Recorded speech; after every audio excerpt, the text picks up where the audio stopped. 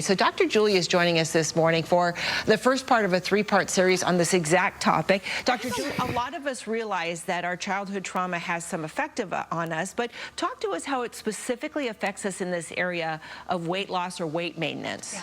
So I'm going to give a little bit of history. So we do, at this point, readily know childhood trauma does impact us as adults, but especially in the area of our relationship with food, our weight, we don't recognize enough how these unresolved childhood traumas affect us in adulthood.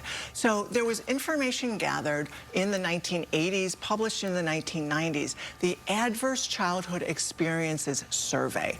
And what people don't recognize is it was actually gathered on a population of weight loss patients. And the researcher found that people were dropping out of treatment at a 50% rate, but these were the people that were successfully losing weight. Why are people successfully losing weight and then dropping out of this program? And? So he delved deeper and found, believe this or not, 55% reported a childhood experience of sexual abuse, and the majority had maltreatment.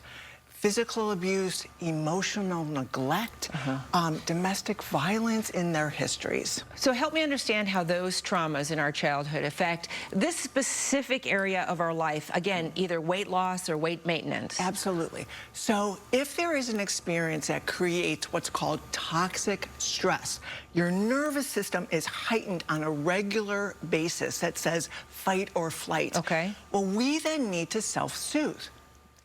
If you have been neglected or abused, you were never soothed yourself. Okay. You were never taught how to self-soothe.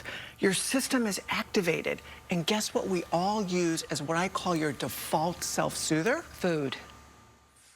Got it. So you unconsciously reach for food, and it feels impulsive, and then you think it's your fault, and it's not. So, you know, there's a soothing issue here, but also, too, you're taught how to not take care of yourself, if I might phrase it that way. Absolutely. Our parents are our mirrors. So if we are responded to positively, our emotions are validated and supported, we learn how to do that ourselves. If we don't have that ability, we reject our emotions, we minimize them, and then we don't care for ourselves, and we turn to food. Okay, so again, if we know that we've had childhood trauma, again, I think that most of us recognize that it has an effect in our adulthood. How do we start to recognize that it's affecting us in this specific area? So we do recognize when there's blatant abuse, but there's a lot of people that it was normal for them to grow up in a home where they didn't know what to expect when they came home from school. Okay. I spill my milk and I go like this because I don't know if I'm going to be slapped or yelled at. Okay. Or someone's passed out on the couch because of what happened the night before.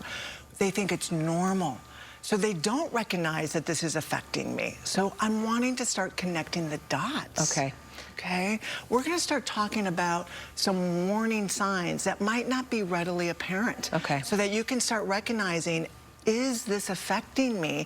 And if so, how can I help myself and sometimes receive treatment so I can have the life I want in the here and now? And be successful in the area of weight loss and weight maintenance. And having a healthy relationship with food, body, and yourself. I love that. Okay, so our conversation will obviously continue. This is part one of three parts. Dr. Julie, thank you for the guidance. I really appreciate it because I think, again, we are aware of that childhood trauma having an effect in our adulthood, but in these specific areas, we might not even realize just how profound the effect is. So thank you so much for your time this morning. We all deserve to have a healthy life. Amen to that. Thanks, Dr. Julie.